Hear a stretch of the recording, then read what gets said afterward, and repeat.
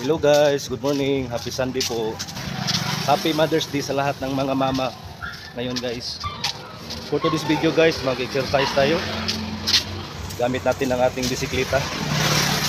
Pupunta na naman tayo sa Manipis guys. Maganda kasi doon kasi sobrang doon guys, paangat yung daan, kaya maganda doon magbisikleta. Papawis na naman tayo guys kasi araw ng linggo magpapawis tayo. Hindi na pala tayo nakapagsimba guys. Dapat magsimba rin tayo para magpasalamat sa Panginoon na binigyan tayo ng malusog na pangangatawan. Warm up muna tayo guys bago tayo magbibisikleta.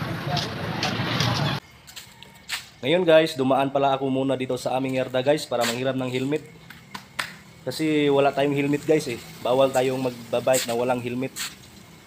Baka masita tayo ng mga traffic enforcer. At saka dagdag na rin safety sa ating pagbibisikleta. Ang activity pala natin ngayon guys ay magbibisikleta tayo. Almost 30 kilometers ang tatakbuhin natin gamit ang ating bisikleta. Mula dito sa Tagunol papuntang Manipis Road. Doon na yan banda sa Talisay City, sa lalawigan ng Cebu. Kaya bago tayo umalis, mag-prepare muna tayo ng tubig at saka biskwit para pagdating sa daan, meron tayong makakain at maiinom. Kaya bago tayo umalis guys, mag-warm up muna tayo para hindi mabigla yung katawan natin. Kasi malayo-layo yung tatakbuhin natin eh.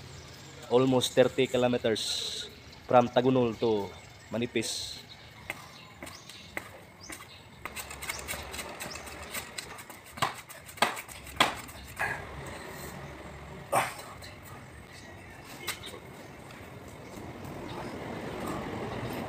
Aalis na tayo guys. Ito pala yung gamit nating bisikleta guys oh. 1x yan guys. Naka 1x siya at saka naka 12 speed. Made in Japan pala itong bike natin guys. Kaya hindi tayo matatakot kung saan tayo pupunta. Kasi guaranteed yung bisikleta natin. Kaya po Manipis oh. Tingnan mo naman yung katawan oh, parang 16 anyos lang oh. Parang batang-bata lang. Batang-bato. Batang-bato.